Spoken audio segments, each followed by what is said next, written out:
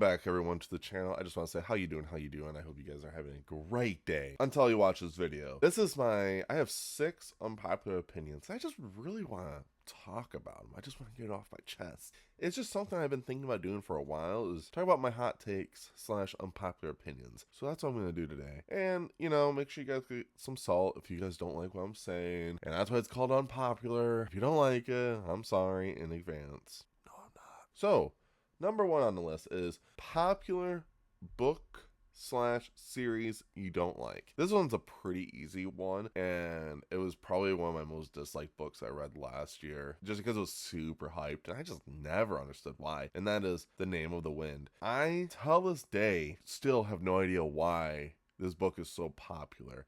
And until this day, I still have no urge to read the second book. It's just something with it where I just felt like it was just so hyped because the series is not over. Writing style is just so beautiful. It just makes the story so easy. Which, true, he's very good at writing, but his characters are very hard to like, especially when you're following through the eyes of the main character. It's just not very good, and it's very hard to enjoy the series because it feels like nothing can go wrong, I guess is the thing to say, because the main character is just perfect at everything. So in general, it's really hard for me to actually follow this main character. He had a tragic backstory at the beginning, yes, but after that, it just felt like it was just smooth sailing for him. I'm like, wow, like this kid's like an arrogant prick throughout the whole series. It's just really annoying. I just didn't understand what was the hype behind this book. I still don't. Like, people are still waiting for the 3rd book, and I'm like, why? Is the second one that good? Like, there's a little bit of me that wants to read the second one just to see, but then I'm like, I didn't like the first one, so why would I read the second one?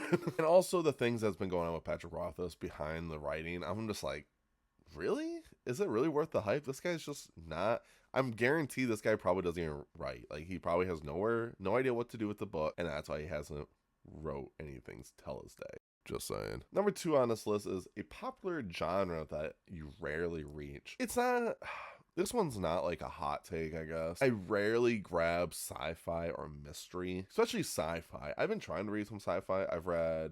I can't even think of the last time I read a sci-fi. Oh, so the last book I read for sci-fi was War of the Worlds, and that was just a classic. I really wanted to read a classic. But with sci-fi in general, I have a really hard time reading sci-fi. There's just something about the genre where it just seems so boring to me, and I don't know why. Sci-fi to me is it's fantasy except in space, and that's why I'm like, why do I struggle with sci-fi, but with fantasy, I can read it and enjoy it? That's what I've been trying to figure out for a while, and there's been a couple of books I actually want to read that is in sci-fi, but I just can never enjoy them. And one series I actually want to read is Dune. I really like the movie Dune. So I was like, oh, I could read the Dune books. But the problem is, am I actually going to enjoy them, or am I going to DNF the first book? And with mystery, if it's just a plain mystery, I've actually never really had the urge to read like a mystery. Now, thriller mysteries I actually like, but to me, I'm thinking of just like straight mystery novels. I don't really read. If it's thrillers, then yeah, I like reading thrillers a lot. Thrillers are really fun to read. There's just something about a thriller novel you're like, ooh, yeah. But with mystery, I just never got any urge to read mystery, and maybe that's just me. I would like to. I usually try to read different genres in general, so maybe I should just dig into just mystery, not thriller mystery, because thrillers are really good. I've always enjoyed thrillers. I've never had a problem with thrillers or horror or fantasy or even romance I like, but with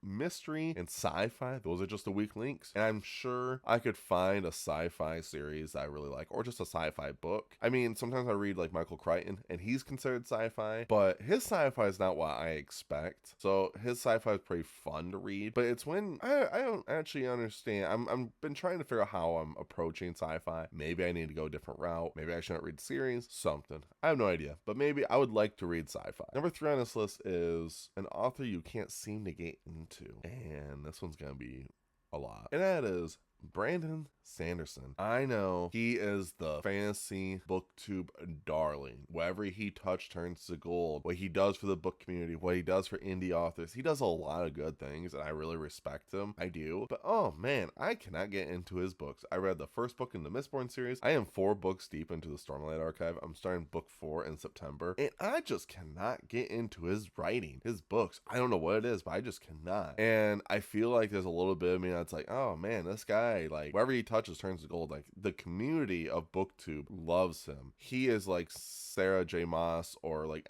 Emily Henry in the BookTube community, where wherever they touch is gold and nothing can go wrong. And I think that's fine if you guys do enjoy these authors, but to me, I just struggle with liking his works. And it's like, I never go in there with a hateful mind. I always go in with an open mind, but I just cannot get into his stuff. I have tried, and I am still pushing through with the Stormlight because I'm like, I've read almost 4,000 pages just to get to the 4th book. Might as well finish it out. And once I finish with the first 5 books of the Stormlight Archive, I probably won't read anymore. But in general though, oh man, I just have a hard time getting into Brandon Sanderson. I can never figure out why. I think it has to be with his writing. I think it's just how he writes characters and stuff. I just don't really like him too much. I have a hard time getting behind a lot of them. Oathbringer for Stormlight, I think, because it was through Dalinar's backstory, and Dalinar, I just did not like the way he wrote Dalinar for his backstory. He felt too edgy without being that edgy. I think when it comes to these books, I think a lot of the characters are constantly dealing with the same problems. Even if he does like a good hump for them to get over the story, they just revert back to being the same exact character, and it's just like very tiring, I guess. So this is a funny one. It's a popular book trope that I get tired of, and it's funny because this is in my favorite tropes video, so it's just kind of funny that I wrote it down anyways, is the Chosen One. So the Chosen One trope, I like it a lot, but also it's the easiest way for fantasy novels to start. And it's the same thing with anime. I mean, every book I've read that's a fantasy, it's like, oh, the Chosen One. And that's just how it goes from there. He is good at everything, or she's good at everything eventually. And you're just like, especially because I feel like a lot of times when you're reading fantasy and they do the Chosen One trope, usually that character is just so well gifted. I think sometimes when writers write a Chosen One, sometimes they forget, oh, we should make them struggle a little bit, and they don't, and they end up just being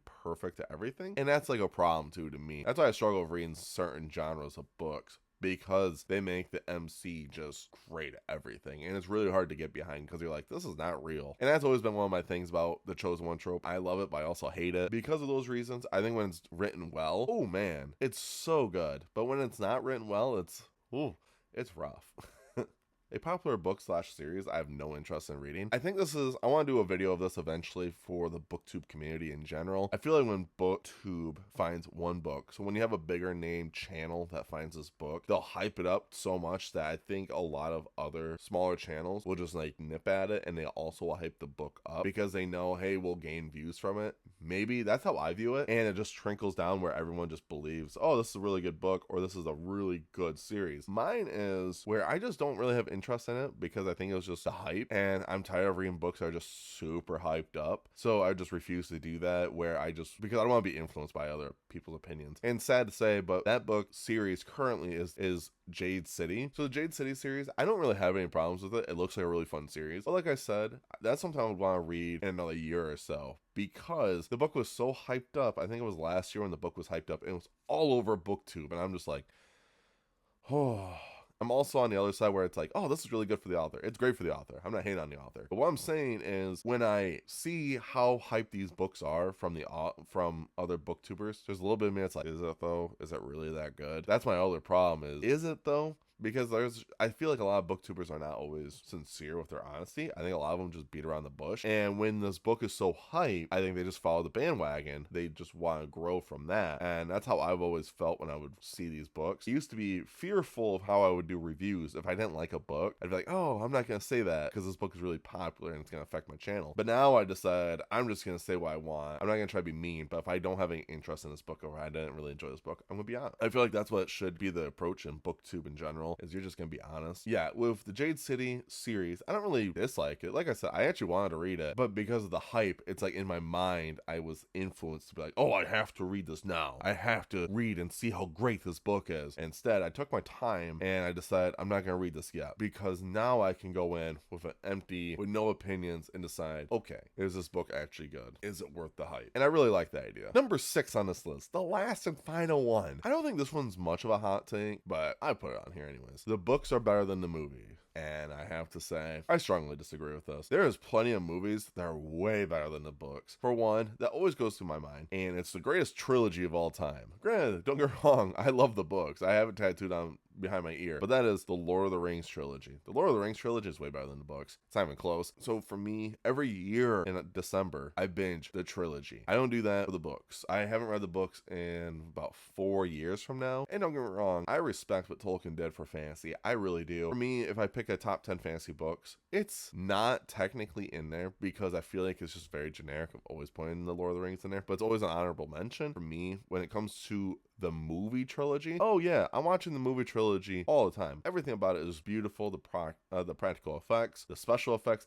everything still holds up so well. And the movie's damn near 30 years old now, and I love it. It's so good. Every time I watch it, I get the same feeling. And I've tried to read Lord of the Rings, and I've read the whole trilogy. Don't get me wrong, I really enjoyed it, but there was aspects where I'm like, oh gosh, like Tom Bombadil is rough.